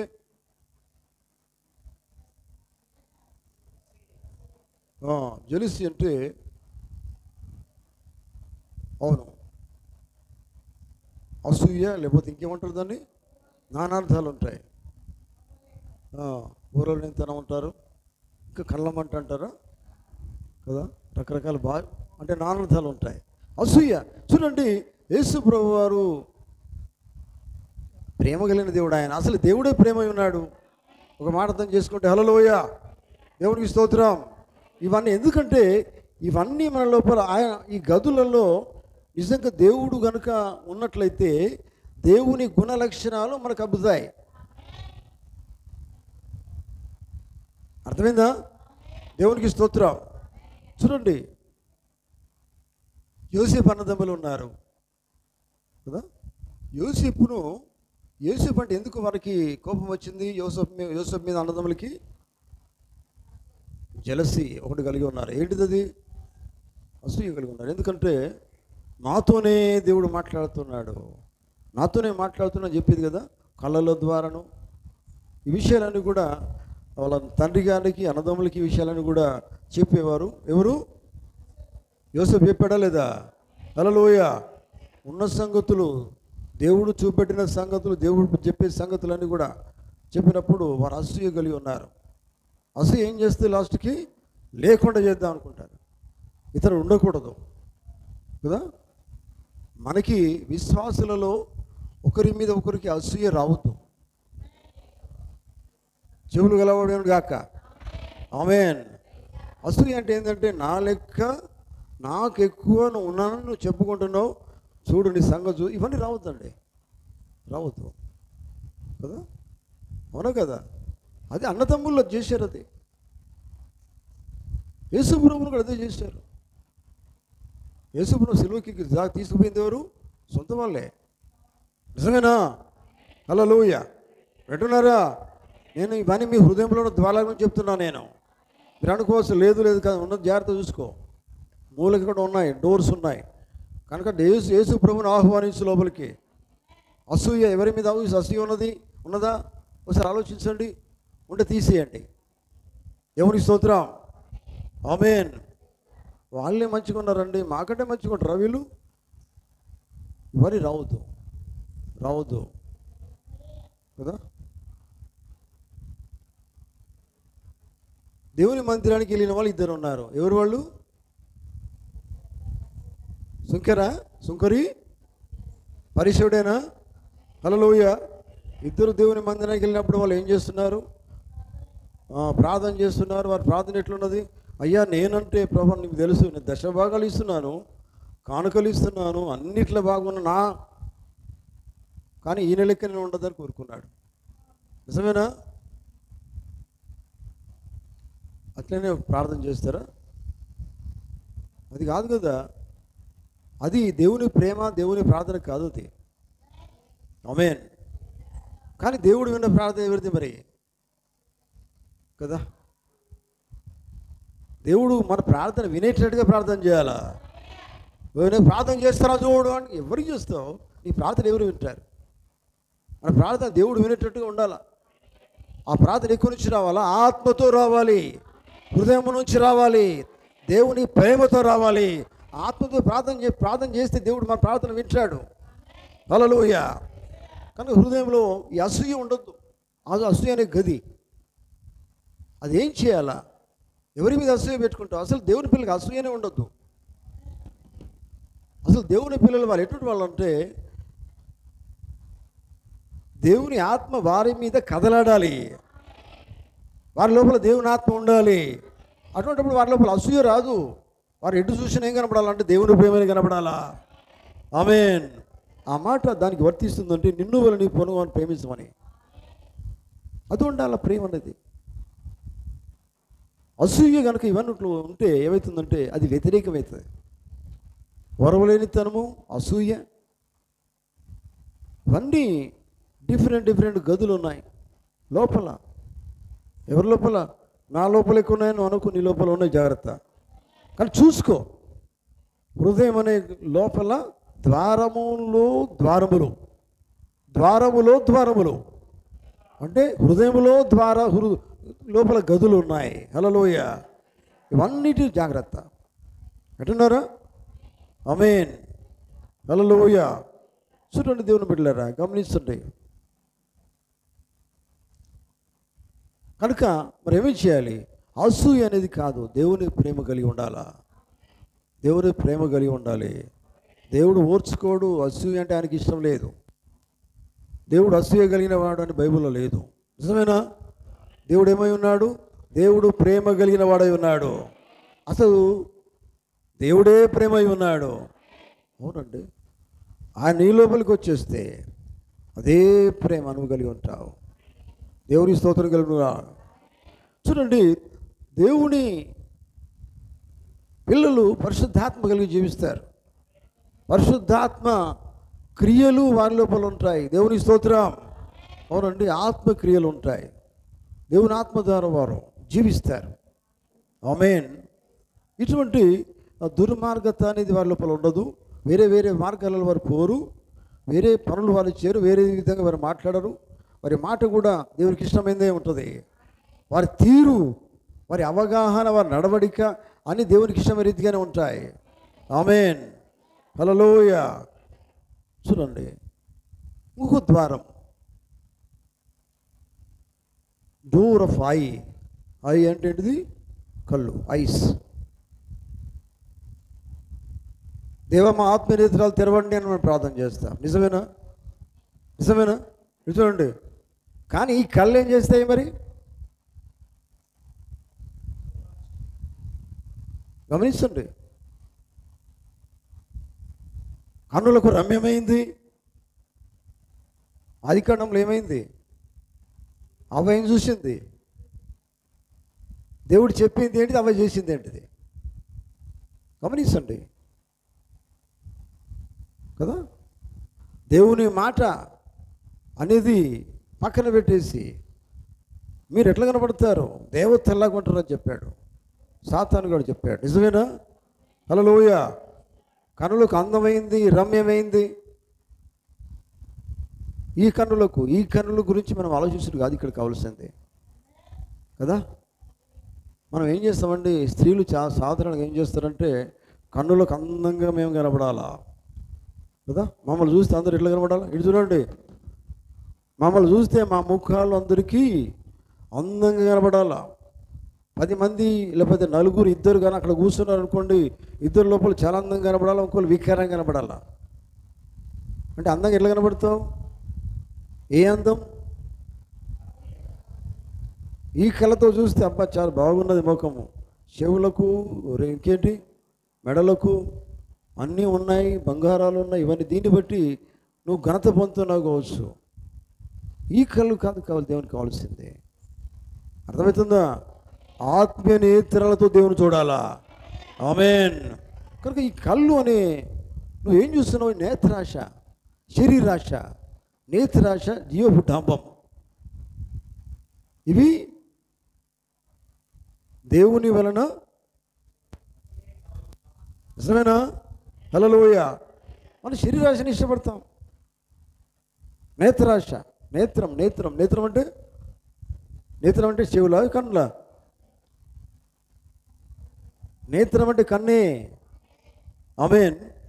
హల్లెలూయా. నేత్రాశ. దేని మీద ఆశ నీకు? నేత్రం. దేని మీద ఆశ? ఏం చూడాలనుకున్నావు? ఏం చూడాలా? లోకం చూసుడు కాదు. ఈ కళ్ళు మూసేసి మనము ప్రార్థన ఎందుకు చేస్తాం? కళ్ళు మూసి ప్రార్థన చేస్తాం అర్థం ఏంటంటే ఎవరి మీద నా దృష్టి ఉండొద్దు ప్రభా అని కళ్ళు మూసుకుంటా. అర్థం దేవుని వైపు చూడాలని. ఆమేన్. కనుక నేత్రాశ, శరీరాశ, జీవపు డంబం అనేటివి ఇవి దేవుని వలన వచ్చినవి కావు. ఇవేం చేస్తే మనల్ని అంటే దేవుని నుంచి దూరం చేస్తాయి. ఆమేన్. ఈ డోర్ చూడండి, డోర్ ఆఫ్ ఐస్ ఏంటంటే మనకి ఆశలు ఉంటాయి ఈ లోకంలో. ఒక విశ్వాసి యొక్క ఆశ ఏమై ఉండాలి? ఎవరిని చూడాలి? రోజు దేవుణ్ణి చూడాలి. ఎక్కడ చూడాలి? ధన్యతలలో మత్తయి సువార్తలో ఏముంటుంది? వారు ఎవరిని చూస్తారు? దేవుని చూడగలుగుతారు. ఆమేన్ కదా. దుర్మార్గులు దేవుని చూడరు. ఎవరు దేవుని చూస్తారు? హృదయ శుద్ధి కలవారు. ఆమేన్ చెప్తారా? ఏంటి శుద్ధి కావాలి? నోరున్న వందలు చెప్పాలి. ఏం శుద్ధి కావాలి? హృదయ శుద్ధి కలవారు ఎవరిని చూస్తారు? దేవుణ్ణే చూస్తారు. అంటే మన కళ్ళు చూడండి, కళ్ళ గురించి ఆలోచించండి. మరి కళ్ళు లోకాన్ని చూడవు, కానీ కేవలం దేవునే చూస్తాయి. దేవునే చూస్తాయంటే అంతే అండి. దేవుని చూస్తే ఎప్పుడు మనం పడిపోమండి. దేవుని స్తోత్రం. దేవుని చూసి బ్రతికేవాడు ఎప్పుడూ పడిపోడు. ఎల్లప్పుడూ దేవుని కోసమే జీవిస్తాడు, ఎప్పుడు పడిపోడు. లోకాన్ని చూస్తే పడిపోతావు, లోకములకు చేయాలనుకుంటావు, కదా, పడిపోయేదానికి అదంతా కూడా. అందుకనే నేత్రాలు చాలా జాగ్రత్తగా ఉండాలి. అందుకనే ఈ డోర్, ఈ లోకము, లోకాశలు ఇవన్నీ పరిశుద్ధులకు తగవు. దేవునికి స్తోత్రం. దేవుని బిడ్డలకు తగవు అవి. ఎందుకంటే వారు ఏమై ఉన్నారు? వారు పరిశుద్ధపరచబడిన వారై ఉన్నారు. పరిశుద్ధ జనాంగం. ఇంగ్లీష్లో ఏమంటారు? సెయింట్స్. సెయింట్స్ అంటే అర్థమైంది పరిశుద్ధులు. దేవుని స్తోత్రం. మీరందరూ ఏమై ఉన్నారు? సెయింట్స్. అబ్బా, దేవుని స్తోత్రం, దేవునికి స్తోత్రం. సెయింట్స్ అంటే మామూలు మనుషులు కాదు, వారు పరిశుద్ధ జనాంగమై ఉన్నారు. అందుకని బైబిల్లో ఏముంది? మీరు పరిశుద్ధులను. ఎఫెసీ పత్రికలో ఏముంది? పరిశుద్ధులను, నిర్దోషులు కదా. దేవునికి స్తోత్రం కలుగును గాక. అక్కడికి మనం రావాలి. అక్కడికి మనం రావాలంటే మన దృష్టి, మన చూపు అనేది ఎక్కడ ఉండాలి? దేవుని యందే ఉండాలి. దేవుని యందు మన చూపు ఉంటే మన యందు ఆయన చూపు ఉంటుంది. చూడండి, మీకు తెలుసు కదా, పేతురు ఒకసారి యేసుప్రభువు వారు నీరు సముద్రం మీద నడుస్తున్నప్పుడు యేసుప్రభువు వైపు చూసినప్పుడు పేతురు ఏం చేసినాడు? సముద్రం మీదనే నడిచాడు. ఆమె చెప్తారా? హల్లెలూయా. సముద్రం మీద నడిచినట్టు నాటే జోక్, అది మామూలు విషయం కాదు కదా. ఒక మానవుడు, ఒక మనిషి సముద్రం మీద నడవగలుగుతాడా? నడవగలిగినాడు అంటే ఎప్పుడు? యేసుప్రభువు వారు అన్నారు, నా వైపు చూడమన్నాడు ఆయన. దేవుని స్తోత్రం. యేసుప్రభువు వైపు నువ్వు చూసినప్పుడు నువ్వేం చేస్తున్నావో అనేది నీకు తెలియదు. ఆమేన్. నువ్వు దేని మీద నడుస్తున్నావు కూడా తెలియదు నీకు. ఆయనే నడిపిస్తాడు, ఆయనే నడిపిస్తాడు. నీ చూపు ఆయన వైపు ఉంటే కరెక్ట్గా ఆయన చెప్పిందే నువ్వు చేస్తావు. అవునండి, ఆయన దారి తప్పవు, దారి తప్పవు. ఆయన చూపు, నీ చూపు కనుక, దృష్టి కనుక ఆయన మీద నుంచి పక్కకు తొలిగితే పడిపోతాం. పేతురు జీవితం అదే జరిగిందండి కదా. నిజమేనా? ఎంత గొప్ప సంగతి అండి. నీటి మీద నడుస్తున్నప్పుడు, సముద్రం మీద నడుస్తున్నప్పుడు నిజంగా యేసు వైపు చూసి నడుస్తున్నాడంటే చాలా గొప్ప సంగతి అది. హల్లెలూయా. అక్కడ మనం నేర్చుకోవాల్సిన పాఠం ఉంది. మన జీవితంలో ఎప్పుడు మన నేత్రాలు ఆయన మీదనే పెట్టాలా, మన చూపు ఆయన మీదనే పెట్టాలా. అప్పుడు మనం ఆయన మార్గం నడవగలుగుతాం, ఆయన చెప్పింది చేయగలుగుతాం. చూడండి, మన దృష్టి ఆయన మీదనే ఉండాలా. ఎటువంటి కూడా మనం ఏమి చేయవు, దేనికి మేము భయపడం. దేవుని స్తోత్రం. మన చూపు, దృష్టి ఆయన మీద ఉంటే ఎవరికి భయపడం మనము. అవునండి. సముద్రం ఏం చేసిందండి? సముద్రము ముంచుతుంది, సముద్రం నాశనం చేస్తుంది. కానీ అటువంటి సముద్రం మీదనే నడిచాడు ఆయన. హల్లెలూయా. ఆ శక్తి ఎక్కడి నుంచి వచ్చింది? యేసు ప్రభు వైపు చూస్తేనే వచ్చింది. అవునండి. యేసు ప్రభు వైపు మనం చూస్తే లోకం మీద నడుచుకోవడే మనం. లోకం మనల్ని ఏం చేయదు, లోకం మీదనే నడుస్తాం మనం. అవునండి. లోకం చేసినట్టుగా చేయము. అర్థమైందా? దేవునికి స్తోత్రం. కనుక దేవుని బిడ్డలారా గమనించండి. కనుక ఈ ద్వారము, ఐస్, కళ్ళు అనేటివి చాలా జాగ్రత్తగా ఉండాలి. రోజు లేచింది మొదలు రాత్రి పడుకునే దాకా కళ్ళతో చూస్తూనే ఉంటాం కదా. మరి ఏం చూస్తున్నావు అనేది రేపొద్దున దేవుళ్ళు అడుగుతాడు కదా. ఎందుకంటే లోకం ఎట్లున్నదంటే అది పాపమే కనబడుతుంది. ఇటు చూడండి, హల్లెలూయా. ఎటు చూసినా పాపమే కనబడుతుంది కదా. స్త్రీలను చూడండి, పురుషులను చూడండి, ఎవరు చూసినా మనకి ఏం కనబడుతుంది? అంత పాపమే కనబడుతుంది, బైబిల్కి విరుద్ధంగా కనబడుతుంది. అందుకని చాలాసార్లు ప్రవక్త తన భార్యతో మాట్లాడుతుంటారు. ఒకసారి మీకు తెలుసు కదా, చదివిన వాళ్ళకి అర్థమవుతుంది. ఇద్దరు పోయినప్పుడు చాలా చాలా సంగతులు చూస్తూ ఉంటారు. వాళ్ళ డ్రెస్ అప్, వాళ్ళ బట్టలు చూడడం, వాళ్ళ ప్రవర్తన చూడడం. ఎన్నోసార్లు చూసినప్పుడు బాధపడుతూ ఉంటారు. మీకు అర్థమైందా? నేను ఎందుకు ఈ మాట చెప్తున్నానంటే, కళ్ళు ఏం చేస్తానంటే లోకమంతా కనబడుతుంది మనకి. కానీ అయితే జాగ్రత్తగా ఉండాలా ఈ కళ్ళతోటి. వాళ్ళు చేసినట్టు మనం చేయవద్దు. ఆమేన్. కనుక ఈ డోర్ లోపల ఇది ఎవరికి ఇవ్వాలంటే దేవునికి ఇవ్వాలా, ఓపెన్ చేయాలా. దేవుని స్తోత్రం. అప్పుడు ఏం చేస్తాడు ఆయన? నువ్వు ఏది చూడాలో అది మాత్రమే చూసి నువ్వు జాగ్రత్తగానే ఉంటావు. ఎందుకంటే చూసి నువ్వు తప్పక అర్థం చేసుకో. నిజమేనా? పాపం ఎట్లున్నది? చూపుతో కూడా పాపం ఉన్నది. బైబిల్ చెప్పట్లేదా? చెప్తుందా లేదా? బైబిల్ ఏముంది? యేసు ప్రభువు చెప్పలేదా? వ్యభిచారం గురించి ఆయన చెప్తాడు. అప్పుడు చేస్తేనే వ్యభిచారం పాత నిబంధనలో వాళ్ళ రాళ్ళతో కొట్టి చంపేసేటోళ్ళు. నిజమేనా? ఇప్పుడేంటిది మరి? చూస్తేనే, ఊహిస్తేనే కదా, చేయకపోయినా కానీ తప్పేది. ఇప్పుడు ఒక వ్యక్తి పాపం చేసేదానికి కారణం ఎవరు? ఆ ఊహ ఆలోచన వచ్చేదానికి కారణం ఎవరు? ఒకవైపు స్త్రీలు కదా, స్త్రీలు చాలా మంచిగా ఫుల్ నిండైన వస్త్రాలు ధరించుకుంటే పురుషులకు ఆలోచనలు రావు అని ప్రభుత్వం చెప్తారు ఈ మాటలని కూడా. హల్లెలూయా. నిజమేనా? అట్లాగే పురుషులు అటువంటి ఆలోచనలు వస్తున్నాయంటే కారణం ఏంటి? స్త్రీనే. ప్రతి విషయం కూడా. ఎందుకంటే చూపు అట్లా ఉంది లోకంలో. కనుక ఇటువంటివి చూడకుండా మనం ఎట్లా ఉండాలంటే, వస్త్రాల విషయంలో అన్ని విషయాలు కూడా మనం ఎట్లా ఉండాలంటే దేవుని వాక్యాన్ని సరిపోయే విధంగా మనం ఉండాలా. ఆమేన్. హల్లెలూయా. లోకమునైనా లోకమున్న వాటిని ప్రేమించకుండా అంటే ఇట్లా ఎప్పుడు చూస్తేనే ప్రేమిస్తావు కదా, చూస్తేనైతే బాగుంది అనుకుంటావు కదా. లోకం చూడవు, అన్ని చూపు అంతా కూడా ఆయన వైపు చూస్తే వారికి వెలుగు కలని బైబిల్ చెప్తుంది.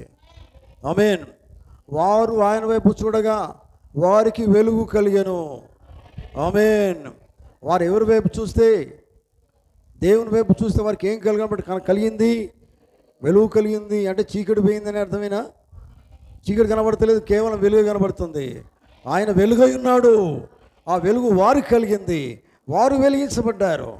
అవునండి, చీకటి నుండి వారు బయటకు వస్తారు చూస్తే. కనుక దేవుని బిడ్డలారా, ఈ మధ్యాహ్న సమయంలో మరి మన కళ్ళు అనేటివి దేవుణ్ణి చూడాలి. హృదయ శుద్ధి కలవారు ధన్యులు, వారు దేవుణ్ణి చూచెదరు. ఆమేన్. మీరు చూడండి, ఆ మాటలో వాళ్ళు ఒక నెల చూస్తారు, 2 నెలలు చూస్తారు, సంవత్సరం చూస్తారని లేదండి. వాళ్ళు ఎప్పటికీ దేవుని చూస్తారు. ఎవరు వాళ్ళు? హృదయ శుద్ధి గలవారు. రోజు చూస్తూనే ఉంటారు. కేర్ఫుల్ లైఫ్, జాగ్రత్త జీవిస్తారు దేవుని చూస్తే. లోకం చూస్తే అబ్బాయి ఎంత బాగుంటుందండి, లోకంలో జీవిస్తారు, ఆలోచనకి వస్తాయి. నీ చూపు దేవుని యందు ఉంచు, వాక్యం యందు ఉంచు. ఆమేన్. అందుకనే డోర్ ఆఫ్ ఐస్ అంటే ఈ లోపల ఉన్నటువంటి హృదయంలో ఉన్నటువంటి కళ్ళు అనే తలుపు లేకపోతే ద్వారం అనేది, దాన్ని ఓపెన్ చేసి యేసు ప్రభువును లోపలికి ఆహ్వానించు. అప్పుడు ఆయన నీకేమి చూడనిస్తాడు? లోకాన్ని చూడనివ్వడు, దేవుణ్ణే చూడనిస్తాడు. వాక్యం వైపైన దూసి తీసుకుపోతాడు. దేవుడు చెప్పినట్టుగా అదే ఆలోచన తీసుకుని వస్తాడు. అర్థమవుతుందా? దేవునికి స్తోత్రం. అది ఎట్లా ఉంటుందంటే, ఒక పరిశుద్ధమైన జీవితం అనేది పొందుకునే దానికి అది మనకు సహకరిస్తే తోడుగా ఉంటుంది, నడిపిస్తుంది. హల్లెలూయా. దేవుని వాక్యము. అర్థమైందా? దేవునికి స్తోత్రం కలుగును గాక. తర్వాత చెవులు. చెవులు ఏంటిది? అందుకనే బైబిల్ ఒక మాట ఉంది. ఏంటిది? వినుటకు చెవులు కలవాడు వినుడు గాక. ఆమేన్. ఈ చెవుల గురించి ఆయన మాట్లాడుతున్నాడు. మన వట్టిగా వినుడు కాదు, చెవులు ఉన్నాయి. ఏ చెవులు అవి? స్పిరిచువల్. అయ్యా మాకు చెవులు ఉన్నాయి, మరి వింటూనే ఉన్నాం కదా మనం అనుకుంటాం. అట్లా లేదు. వినుటకు చెవులు కలవాడు వినుడుగాక అనే చెవులు ఈ లోక సంబంధం చెవుల గురించి ఆయన మాట్లాడట్లేదు. ఇంకో చెవులు ఉన్నాయా? మరి కనబడతలేవు కదా, నీకు కనబడవు అవి. దాన్ని ఓపెన్ చేయి. హల్లెలూయా. అదే వింటూనే ఉన్నాను. వినుడు మంచిదే. బైబిల్ చెప్తున్నది వినువాడు వినాలా, వినాలా, గ్రహించాలా, అర్థం చేసుకోవాలా, హృదయాన్ని తెరవాలా కదా. తర్వాత నువ్వు ఏం చేయాలి? జీవించాలా. అదే దేవుడు మాట్లాడుతూ ఉన్నాడు. దేవుని స్తోత్రం కలుగును గాక. బైబిల్ అంతా మీరు చూడండి. ఎందుకంటే వాక్యము మనకు అర్థం కావాలంటే వినాలా. వినడం చాలా మంచిదే. మీరు అందరు ఇక్కడికి వచ్చి దేనికోసము? ఇటు చూడండి, మీరందరూ దేనికోసం వచ్చారు ఇక్కడికి? వాక్యం వినడానికే వచ్చారు. ఆమేన్. విని తర్వాత విని తర్వాత గ్రహించడానికి వచ్చారు. హల్లెలూయా. గ్రహించిన తర్వాత నెక్స్ట్ ఏమంటే వస్తుంది? మనకు వస్తుంది, జీవించడానికి వస్తారు. విడిచిపెట్టేట్లయితే రానే రావద్దిగా. అవునండి. వినుటకు చెవులు గలవాడు వినుడుగాక. బైబిల్ అంతా కూడా మీకు అర్థం కావాలంటే వినగలిగిన చెవులు కావాలి. వర్తమానం అర్థం కావాలంటే వినగలిగే చెవులు కావాలి. ప్రవర్తన గురించి అర్థం కావాలంటే వినగలిగే చెవులు కావాలి. వర్తికి అర్థం కాదు, వర్తమానం. ఆమేన్. మనం ఎక్కడికైనా పోయి చెప్పామనుకోండి ప్రవర్తన గురించి, వారు వట్టిగానే వింటారు, కానీ దాన్ని స్వీకరించరు. ఎందుకంటే ఆ చెవులు వేరు చెవులు, లోపల నుంచి రావాల చెవులు అనేటివి. హల్లెలూయా. ఆత్మీయ చెవులు కనుక వారు కలిగి ఉంటే వారు అర్థం చేసుకుంటారు. ఆమేన్. హల్లెలూయా.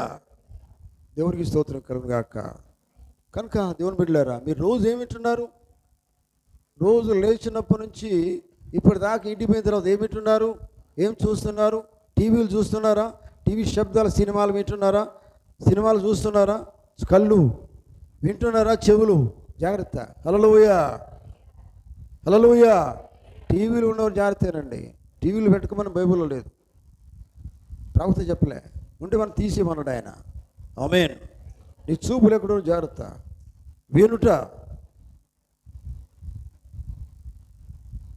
వినుటకు చెవులు కలవాడు వినుడుగాక అని చెప్తున్నాడు ఆయన. కనుక ఈ వాక్యం అంతా కూడా చెవులు కలిగి కనుక మనం విన్నట్లయితే, ఆ వాక్యం అనేది అది ఎక్కడ ఉండాలంటే మంచి భూమిలో పడాలా, మంచి నేలలో పడాలా. అందుకే నేను దాని గురించి బైబిల్ చెప్తున్నది. నాటబడిన విత్తనం అనేది ఎక్కడ పడాలి? అది ఫలించాలంటే ఎక్కడ పడాలా? మంచి నేలలో పడాలి. మంచి నేలలో పడితే అది ఎట్లా ఉంటుందంటే నూరంతలుగా ఫలిస్తుంది. కనుక మీ హృదయం అంతా కూడా మంచి నేలగా కనుక ఉన్నట్లయితే వాక్యం అంతా కూడా, విత్తనం అనేది, వాక్యం అనేది ఆ భూమిలో పడి నూరంతలుగా ఫలిస్తుంది. ఆమేన్.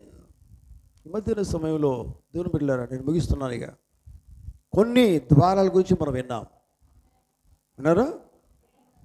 డోర్ ఇన్ యూర్ డోర్స్ అంటే హృదయములో ద్వారములు, హృదయ ద్వారములు. దేవుని స్తోత్రం. చూడండి, లోపల ఎన్ని ఉన్నాయి అప్పుడు ఈరోజు మనం తెలుసుకున్నాం. కనుక మన లోపలనే ఉన్నాయి అవన్నీ. వీటి గురించి ఎవరు ఆలోచించరు, ఏం అవసరం లేదు వారికి. నిజమేనా? ఇటువైపు చూడండి దేవుని బిడ్డలారా, కదా? మీరు ఆలోచిస్తున్నారా? ఇంతవరకు మనం ఆలోచించామా? హృదయంలో ఎన్ని ద్వారాలు ఉన్నాయని మనకు అవసరం లేదు, వాటి గురించి మనకు ఆలోచన రాదు. కనుక ఈరోజు మరి వాక్యము ద్వారా ఇన్ని రకాల హృదయంలో ద్వారాలు ఉన్నాయి. ఇవన్నీ కూడా ఏం చేస్తున్నాయంటే మరి దేవుణ్ణి స్వీకరించకుండా దేవునికి దూరంగా మనం జీవిస్తున్నామంటే కారణం ఏంటంటే ఈ ద్వారాలలో దేవునికి మనం స్థానం ఇయ్యలేదు. ఆమేన్.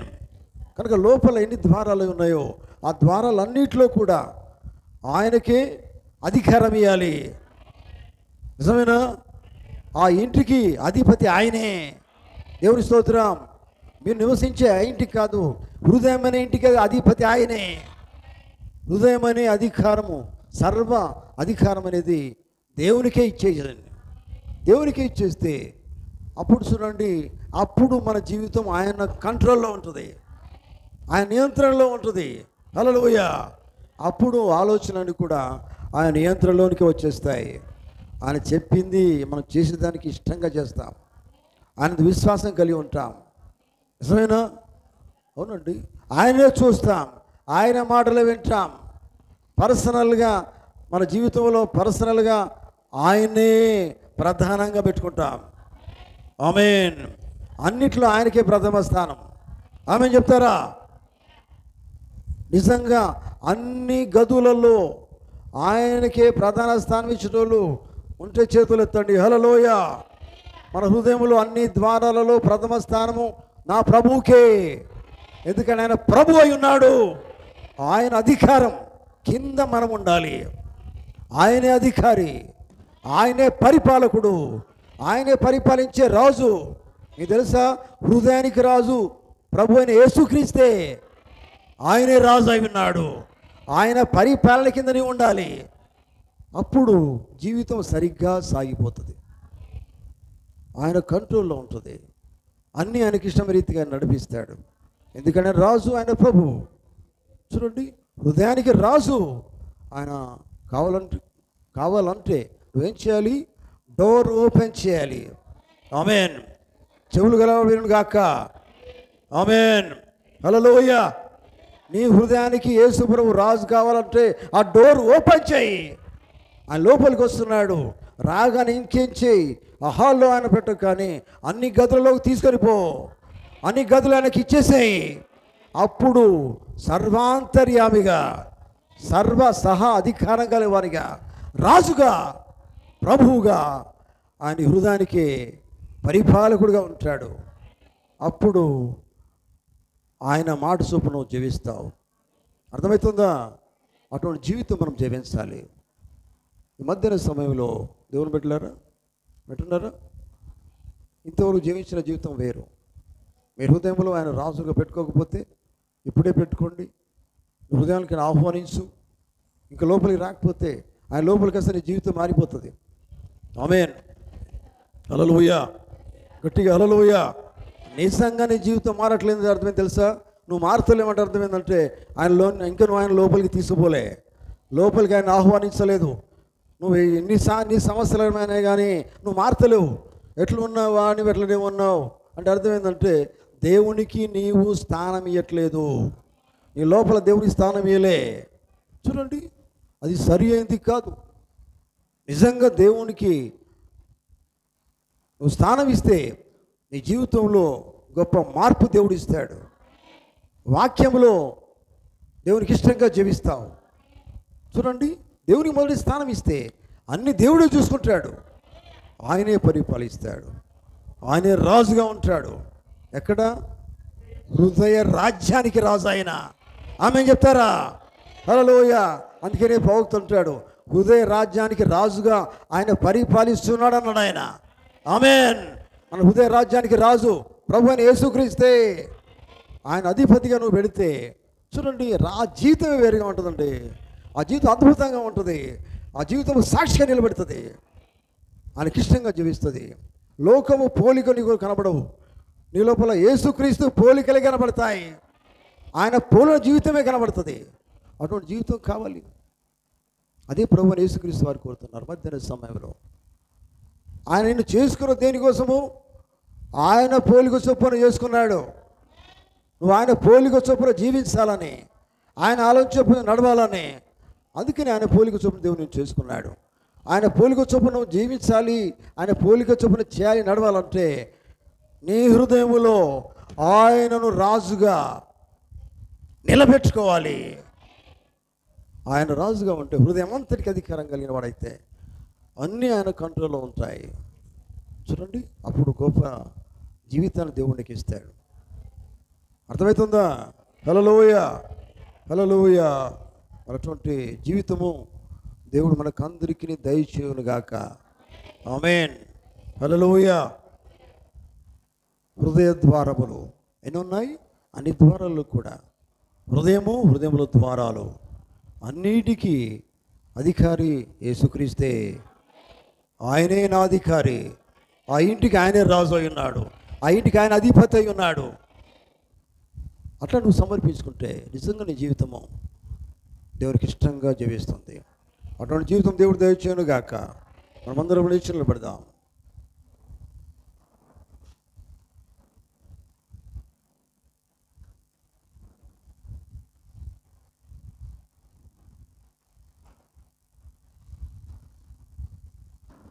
హల్లెలూయా. స్తోత్రము.